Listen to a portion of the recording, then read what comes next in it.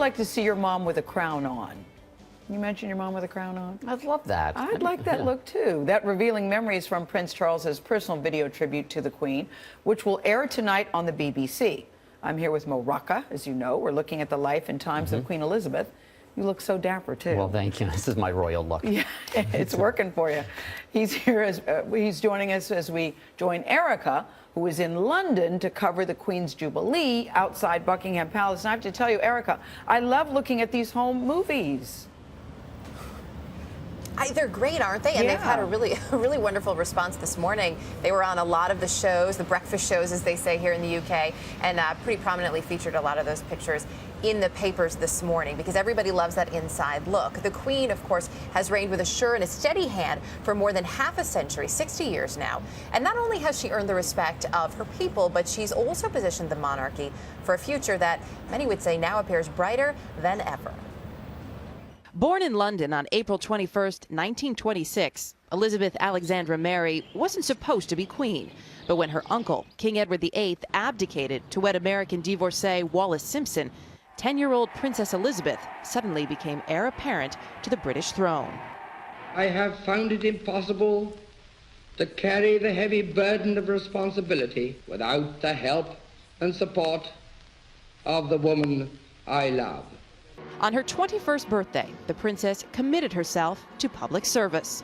I declare before you all that my whole life, whether it be long or short, shall be devoted to your service. In 1947, Princess Elizabeth married Lieutenant Philip Mountbatten, launching a partnership that has carried her through her reign.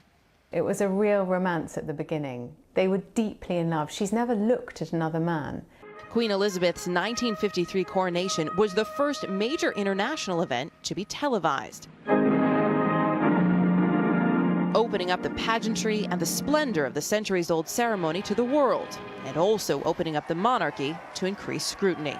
Elizabeth has been an absolute rock, a fixed point in the history of the monarchy. She has kept it going, but she's also been an obstacle to any kind of change. One of the biggest changes to come under her reign, divorce. As soon as she became queen, there wasn't the same room for family and for social life and for being a normal wife. The Windsors of the middle decades of the 20th century were, as it were, totally wedded to the idea of the normal family.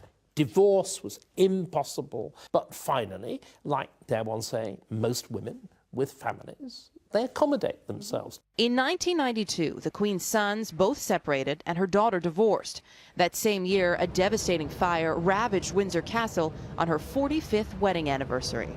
The sky aglow above Windsor tonight as 1,000 years of history takes flame. Capping off a year the Queen said she'd rather forget.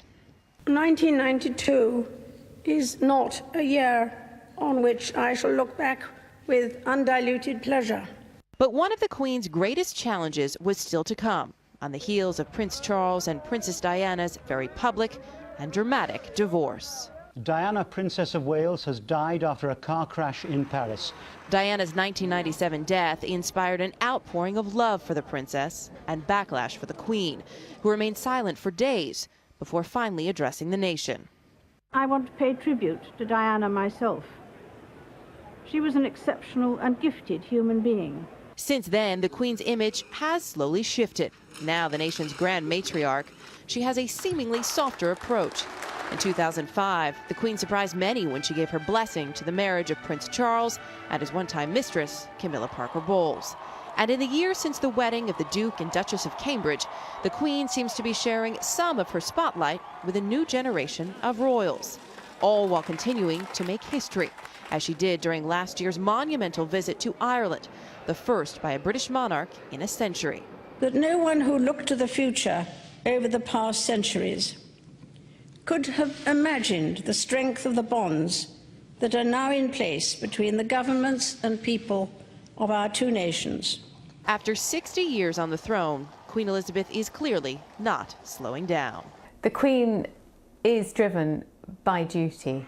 This is her overriding mission, and it goes beyond her family and beyond her own comfort, and I think even beyond her own marriage.